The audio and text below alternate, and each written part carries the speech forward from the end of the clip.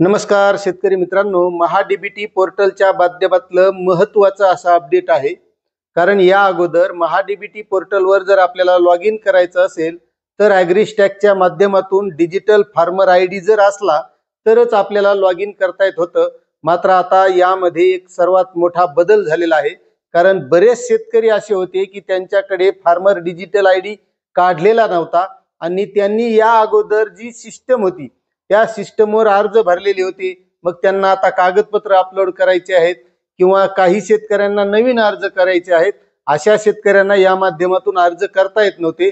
त्यामुळे हा सर्वात एक मोठा बदल झालेला आहे की अशा शेतकऱ्यांना आता ज्यांच्याकडे फार्मर डिजिटल आयडी नाही अशा शेतकऱ्यांना आता आपल्या आधार कार्डच्या माध्यमातून लॉग इन करता येणार आहे। आणि त्यामध्येच काही योजनांकरता या अगोदर ज्यांनी अर्ज केले होते असे शेतकरी होते तर त्यांना आता इथे बघा 3 ऑप्शन आलेले आहेत, वैयक्तिक शेतकरी, शेतकरी गट आणि आधार आधारित लॉग इन।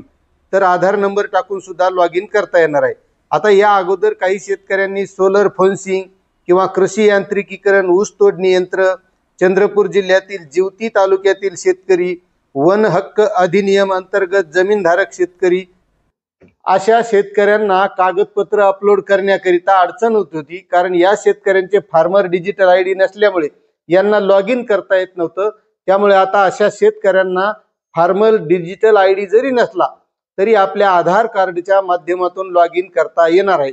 असं हे महत्त्वाचं अपडेट आहे। आपल्याला जर अपडेट आवडलं असेल तर नक्कीच आपल्या चॅनलला सबस्क्राईब करा, व्हिडिओला लाईक करा आणि प्रत्येक शेतकऱ्यापर्यंत ही माहिती शेअर करा। धन्यवाद।